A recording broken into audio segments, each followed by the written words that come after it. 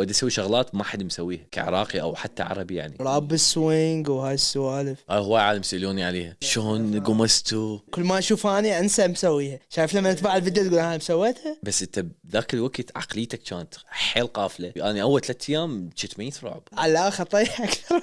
على يتاذى نفسيا. بس هو اختار الطريقه الاصعب. يعني انا لو اروح يقول لي خلي شمروك اشوف اصعب. انا اعرفه انه هو كان حيقمز 100%، بس مشكلته باوع قبل ما يقمز. ايش متوقع يعني ايش راح يشوف حوض مال سمك غير وادي؟ يعني يجي فاك برو شو. انا سويت نفسي مشغول بالجو برو ما اعرف شنو.